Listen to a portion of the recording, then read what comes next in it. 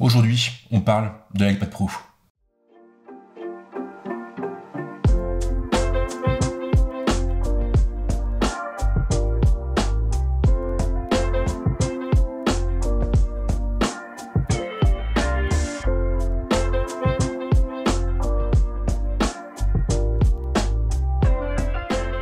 Apple a tenu la semaine dernière un keynote endiablé, un keynote durant lequel la firme a présenté un tas de produits différents. On a eu l'iMac 2021, on a eu l'Apple TV, on a eu les AirTags, mais la vraie star de la soirée, c'était bien sûr l'iPad Pro 2021. Et si vous avez suivi l'événement, alors vous savez déjà que les précommandes vont démarrer dès ce vendredi pour une livraison qui devrait survenir à partir de la mi-mai. Si le produit vous intéresse, vous devez sans doute vous demander vers quel modèle vous dirigez.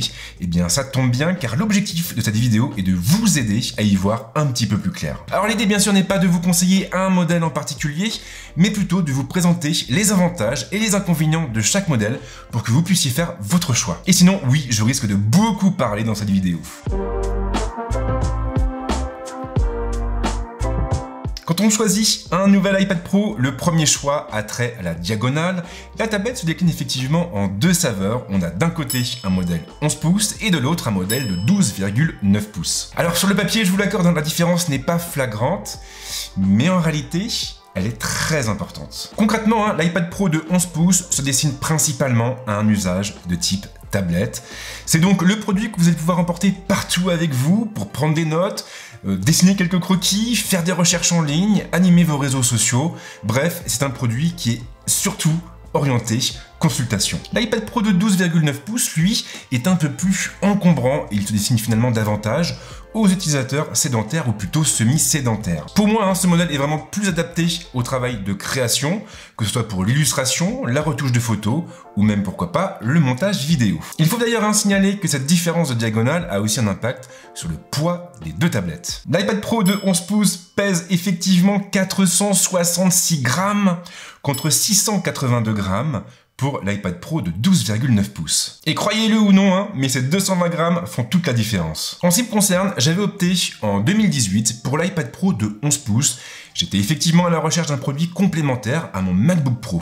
L'idée finalement c'était d'avoir une tablette compacte, nomade, pour m'accompagner dans tous mes déplacements. Mais au final, au fil des années, eh bien, mes usages ont beaucoup changé et aujourd'hui, j'utilise l'iPad Pro dans plein de configurations différentes et notamment pour le travail de création. Pour cette nouvelle génération, je compte donc me diriger vers le modèle de 12,9 pouces, un modèle qui a aussi pour avantage d'embarquer un écran mini LED.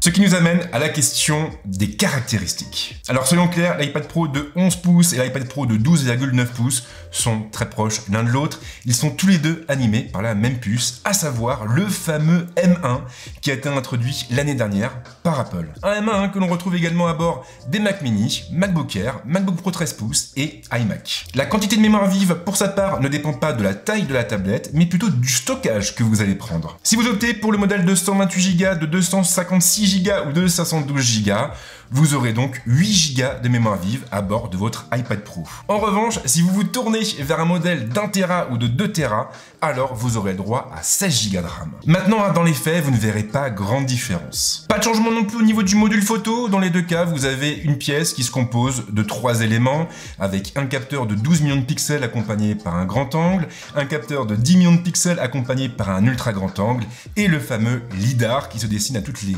expériences de réalité augmentée, un thème qui est très cher à la marque en ce moment. La vraie différence vient donc de l'écran et pas uniquement de la diagonale. Sur l'iPad Pro de 11 pouces, j'ai pris des notes. On va retrouver un écran liquide Retina qui offre une résolution en 2388 par 1668, avec une densité de pixels de 264 pixels par pouce et une luminosité atteignant les 600 nits. L'iPad Pro de 12,9 pouces, lui, va beaucoup plus loin. Cette fois, on a une dalle liquide Retina XDR, une dalle mini LED, qui peut monter à une résolution en 2732 par 2048, avec une luminosité comprise entre 1000 et 1600 nits, et bien sûr des contrastes quasiment infinis. Alors je sais, ça fait beaucoup d'informations d'un coup, et je crois que le mieux finalement c'est de raisonner en termes d'usage. Pour de la consultation de site, Pour les réseaux sociaux, pour quelques jeux, pour quelques vidéos, clairement, on peut se contenter de l'écran de l'iPad Pro 11 pouces. Un écran qui reste de toute manière de très bonne qualité. L'iPad Pro de 12,9 pouces avec son écran mini LED va une fois de plus se tourner davantage vers les créatifs et donc vers les personnes qui vont utiliser leur tablette pour faire de la retouche photo, pour faire du montage vidéo, pour faire de l'illustration. Et finalement, donc, vers des gens qui ont des exigences bien plus élevées. Autre détail qui a son importance, l'iPad Pro de 12,9 pouces, en raison de son écran mini LED, est un peu plus épais que les iPad Pro de génération précédente, ce qui veut également dire qu'il n'est pas compatible avec les anciennes versions du Magic Keyboard. Autrement dit, il va falloir repasser à la caisse. Normalement, à ce stade de la vidéo, et si j'ai bien fait mon travail, vous devez avoir une vague idée de la diagonale la plus adaptée à vos usages. Maintenant, il reste encore 2 questions auxquelles vous devez répondre. Alors, je laisse de côté, bien sûr, la couleur, c'est une question de goût, même si tout le monde sait que le modèle gris sidéral est bien plus joli que le modèle argent. Et en réalité, bien les 2 composantes qu'il vous reste à identifier, les 2 questions qu'il vous reste à poser ont trait au stockage et à la connectivité. Alors, au niveau du stockage, on a l'embarras du choix.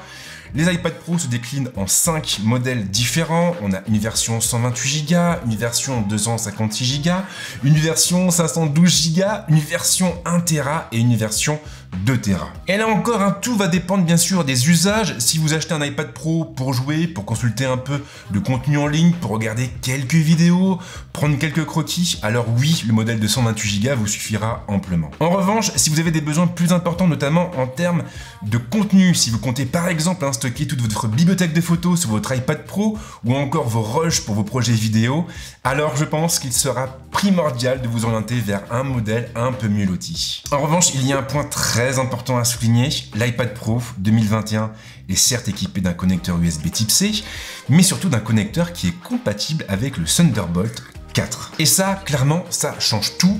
Ça change tout car avec cette norme, on va pouvoir atteindre des débits bien plus élevés. Ce qui veut également dire qu'on aura un peu plus de flexibilité en termes de stockage. Et je crois que le mieux finalement, c'est de partir d'un exemple de la vie de tous les jours.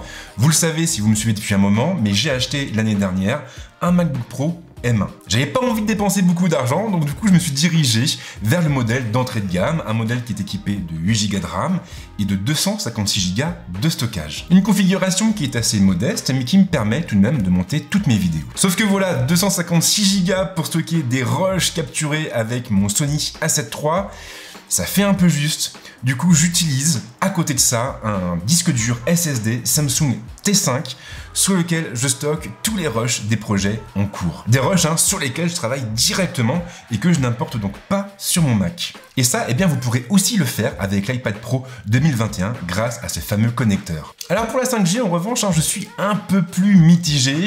Sur un smartphone, oui, c'est important, et encore plus si on ne change pas de téléphone tous les ans. En revanche, sur une tablette, sincèrement, au pire, on peut toujours passer par un partage de connexion. Et à choisir, j'aurais plus tendance à dépenser de l'argent dans les accessoires et le stockage que dans la connectivité. Et on arrive donc à la fin de cette vidéo, une vidéo qui, je l'espère, vous aidera à y voir un peu plus clair et surtout de choisir l'iPad Pro le plus adapté à vos usages. Car au final, c'est vraiment ça qu'il faut retenir. Il n'y a pas de modèle parfait, il y a simplement différents modèles qui conviennent à différents types d'utilisation. Concrètement donc, acheter un iPad Pro mini LED avec toutes les options de stockage, avec la 5G, tout ça pour traîner sur Twitter de temps en temps, je suis pas certain que ce soit l'investissement le plus judicieux. La première chose que vous devez faire, finalement, c'est de lister tous vos usages et tout ce que vous comptez faire avec votre tablette. Et une fois que vous aurez cette liste, eh bien, vous saurez quel est le modèle qui correspond le mieux à vos attentes. Et je vous invite vraiment à prendre le temps de la réflexion. Sachez que l'iPad Pro de 11 pouces démarre à 899 € contre 1219 € pour le modèle de 12,9 pouces, soit 320 € de différence.